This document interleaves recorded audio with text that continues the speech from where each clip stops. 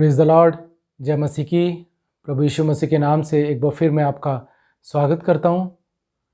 आज जिस विषय पर मैं आपसे बात करना चाहता हूँ, ये वो दृष्टांत है जो यीशु मसीह अपने चेलों से कहते हैं और बड़े स्पष्ट तौर पे इस कहानी में वो उन्हें कुछ सिखाना चाहते हैं, कुछ आगाह करना चाहते हैं।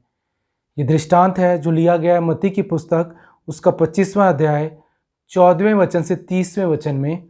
14वें वचन में लिखा है, ये उस मनुष्य की कहानी है जिसने परदेश जाते समय अपनी संपत्ति अपने दासों को सौंप दी।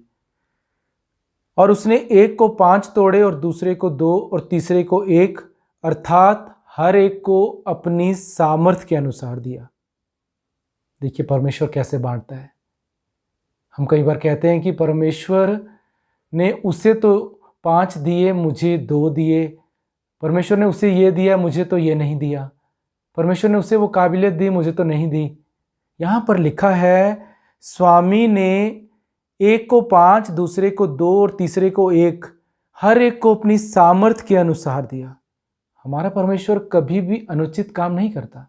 वो कभी किसी एक का फेवर और दूसरे के अगेंस्ट काम नहीं करता। वो एक समान परमेश्वर है, वो एक समान स्वामी है। यहाँ पर लिखा है कि उसने अपनी सामर्थ्य के अनुसार दिया, क्योंकि वो जानता है कि हम कितना हैंडल कर सकते हैं। वो जानता है। यहाँ हम देखते हैं कि जिसको 5 दिए, जिसको 2 दिए और जिसको 1 दिया। और क्या हुआ? जिसको 5 दिए उसने 5 कमाए, जिसको 2 दिए लिखा है उसने 2 कमाए, और जिसको 1 दिया उसने मिट्टी में दबा दिया।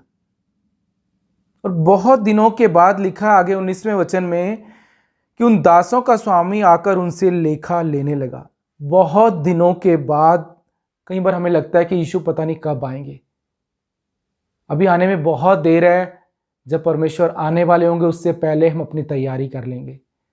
परमेश्वर इसलिए देर कर रहा है कि हम अपना मन फिराएं और जो परमेश्वर ने हमें काम सौंपे उन कामों की ओर हम लग जाएं। इसलिए परमेश्वर देर कर रहा है। पर यहाँ पर लिखा है कि वो आएगा और लेखा लेगा। यहाँ पर लिखा है जब वो आया तो लेखा लेने लगा। वो हम सब से एक दिन लेखा लेगा कि जो परिवार उसने हमें दिए, जो टैलेंट उसने हमें दिए, जो धन संपत्ति उसने हमें दी, कैसे हमने उसे परमेश्वर के राज्य के लिए उपयोग किया। बाइबल कहती है कि वो हमारी विश्वास योग्यता को जांचेगा। और यहाँ पर लिखा है जिसने 5 कमाए थे, जिसको उसने 5 दिए उसने 5 कमाए, जिसको उसने 2 दिए उसने 2 कमाए। और स्वामी ने दोनों से एक ही बात कही, धन्य है मेरे विश्वास योग्य दास, तू थोड़े में विश्वास योग्य रहा, मैं तुझे बहुत वस्तुओं का अधिकारी बनाऊंगा। और आगे लिखा है अपने स्वामी के आनंद में सहभागी हो जा।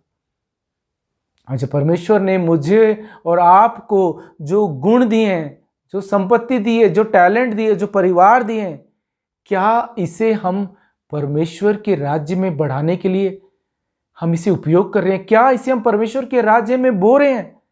बाइबल कहती है इसके लिए बड़ा रिवार्ड है। यहां लिखा है परमेश्वर कहते हैं कि अपने स्वामी के आनंद में सहभागी हो जा। मैं जब से कहता हूं कि प्रभु का आनंद तब आपके जीवन में आएगा जब आप अपने जीवन के गुणों को, अपने परिवार को, अपनी संपत्ति को परमेश्वर के राज्य में बोएंगे। और यही हमारा परमेश्वर चाहता है। यही चाहता है कि हम ऐसे विश्वास योग्य बच्चे बने। वो हमारी विश्वास योग्यता को जांचेगा। हमें जो काम परमेश्वर ने दिए हैं हमें उन्हें करना है। नीति वचन की पुस्तक कहती है कि जो आलसी है वो हाथ पे हाथ धरे बैठा रहता है, पर बाइबल कहती है वो लेखा लेगा। और हर एक काम का एक परिणाम है। आप याद रखिए, हर एक काम का एक परिणाम है। यहां पर लिखा है जिसको 5 दिए थे उसने 5 कमाए, जिसको 2 दिए थे उसने 2 कमाए, जिसको 1 दिया था उसने मिट्टी में उसे दबा दिया। परमेश्वर हमसे कभी नहीं कहता कि जिसको मैंने 1 दिया है तू भी वो 5 के बराबर 10 कमा। वो कहता है जिसको 5 दिए वो 10 करे, जिसको 2 दिए वो 4 करे, जिसको 1 दिया है वो 2 करे। परमेश्वर जानता है, पर वो चाहता है कि जो काम उसने मुझे और आपको सौंपा है, जो जिम्मेवारी उसने आपको दी है, जो परिवार आपको दिया है, जो टैलेंट आपको दिया है, जो गुण आपको दिया है, परमेश्वर चाहते हैं उसका हम उपयोग करें परमेश्वर के राज्य के लिए। जानते हैं, जब नेहम्याह शहपनाह को बना रहा था तो बहुत से लोग उसका मजाक उड़ा रहे थे, बहुत से लोग उस पर हंस रहे थे, बहुत सारे लोग उस पर कमेंट कर रहे थे, पर वो अपना काम करता रहा। और जब वो शहपनाह बन गई, बाइबल कहती है वो लोग डर गए, वो लोग घबरा गए, वो लोग लज्जित हो गए जो उस पर हंस रहे थे और कहने लगे ये तो परमेश्वर का काम है। मुझे और आपको परमेश्वर ने काम सौंपा है, हम सबको परमेश्वर ने तोड़े दिए हैं और हमको उस पर काम करना है। और वो कहता है कि वो आएगा और हम सबसे लेखा लेगा।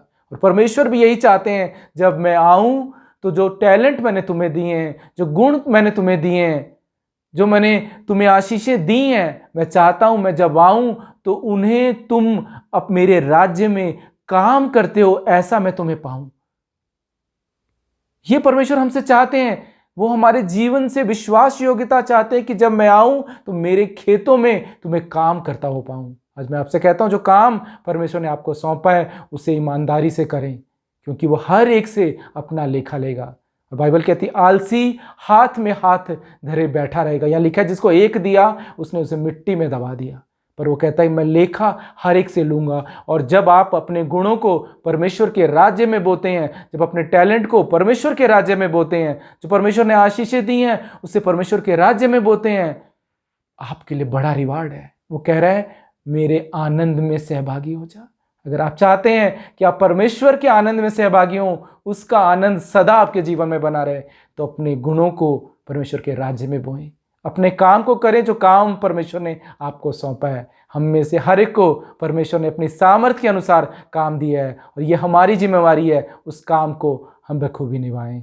परमेश्वर इस वचन के द्वारा आपके जीवन को आशीष दे और बरकत दे।